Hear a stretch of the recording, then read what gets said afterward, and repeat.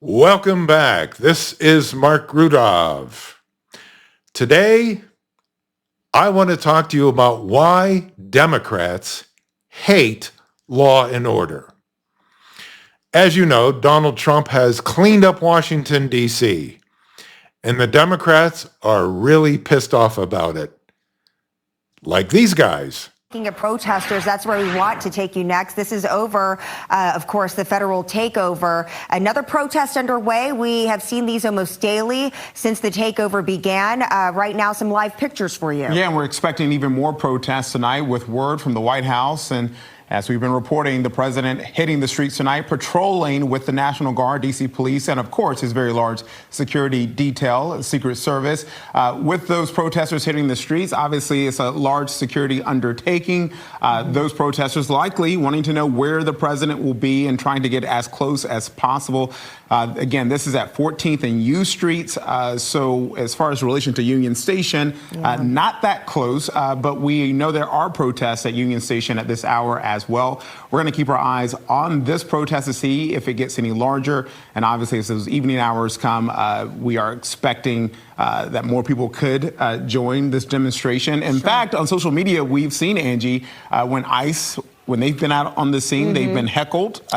So these protests are really intensifying over the past few days. Imagine being outraged that your neighborhood went from shit to greatness. Outraged. Now, a lot of those protesters are paid, but a lot of them aren't. They legitimately hate law and order. They hate that Trump is getting rid of filth and crime. They actually want it that way. And that's what I'm going to talk to you about. Why is that? Remember 2020, the summer of love, when BLM was rioting all over the country? We weren't allowed to go out of our homes. There was a lockdown, but not for the BLM rioters. Democrats in blue cities all over the country allowed them to do this.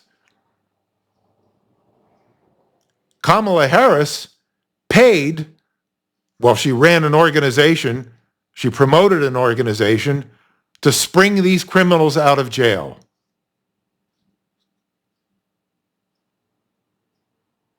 They call them peaceful protests.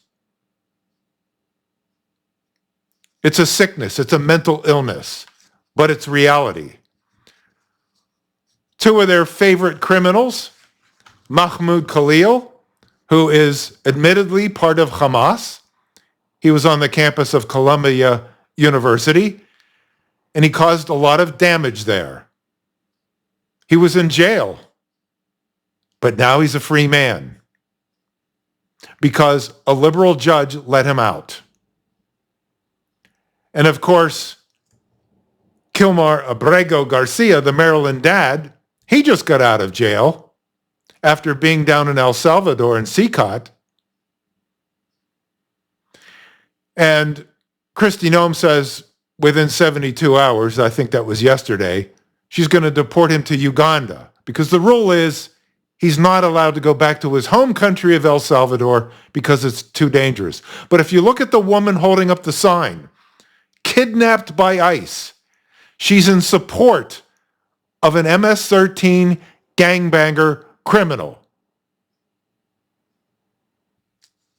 Billionaire hedge fund heiress Elizabeth Simons donates $250,000 to a pro-Mamdani super PAC, even though Mamdani says he says billionaires shouldn't exist.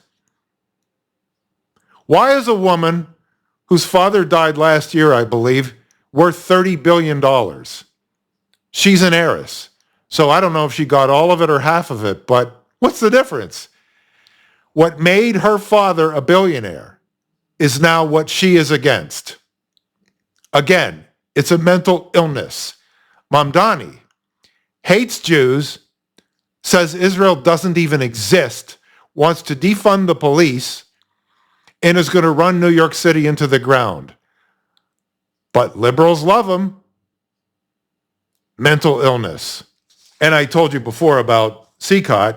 You remember, here's the picture of Chris Van Hollen, Democrat of Maryland, down there at CCOT having a drink with Garcia. A lot of Democrats followed him down there. That's why I call it Democrat Party headquarters in El Salvador. Why, oh why do they do this? 5 years ago, the National Museum of African American History and Culture, which is part of the Smithsonian Institute, had to remove its anti-whiteness document from its website. This document is the Bible. It's part of the religion of the Democrats, and it's important to understand what they believe. I broke this into 3 slides because it's too long to put onto one slide. But essentially, it's against self-reliance, the belief that you get what you deserve, you're in control of your environment, emphasis on the scientific method, objective, rational, linear thinking, cause and effect relationships, quantitative emphasis, time, punctuality, be on time. If you stress being on time, you're a racist. Must always do something about a situation. So if you have an encampment, such as Washington, D.C., tents after tents after tents, you're not supposed to do anything about it. You're supposed to accept it.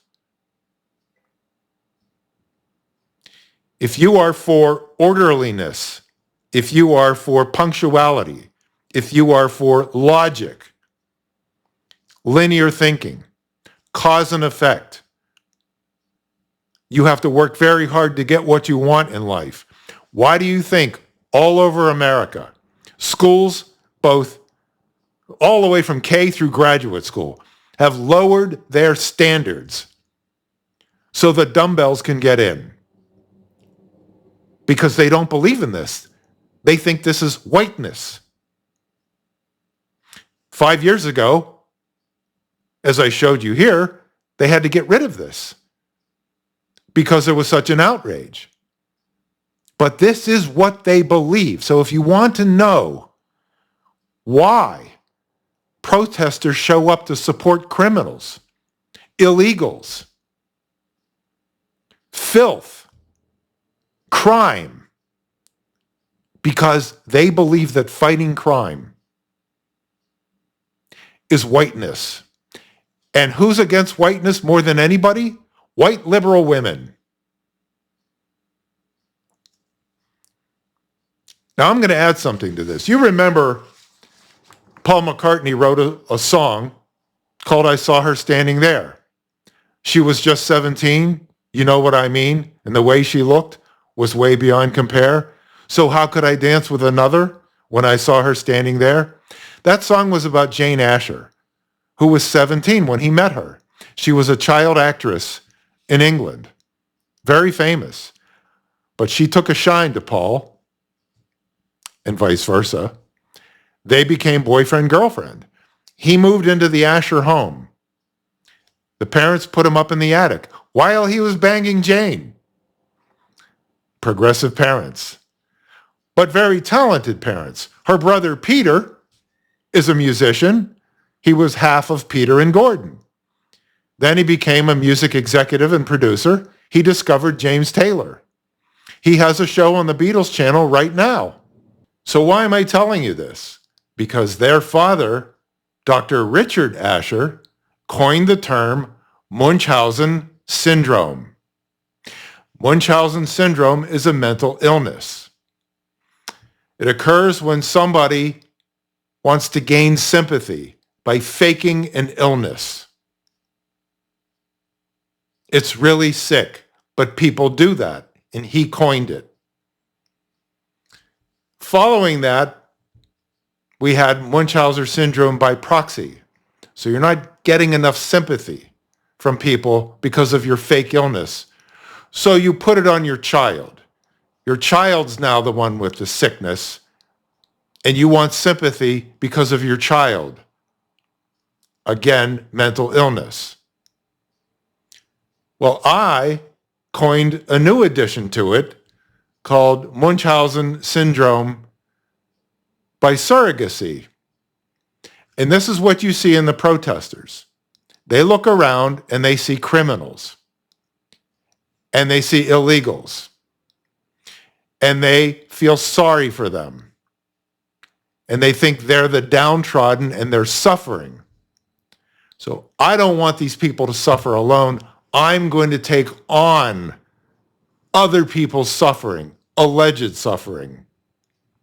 Now it's my suffering, and I want you to sympathize with me. Again, it's a mental illness. I know I coined this because I couldn't find it anywhere. It's kind of the reciprocal of Munchausen by proxy. So that's what you're seeing. Not only do you have the Bible of anti-whiteness explaining why these idiots believe what they believe, but there's also a psychological aspect to it in addition to that psychological aspect, which I'm terming Munchausen syndrome by surrogacy. Their suffering is now my suffering. I want you to feel sorry for me.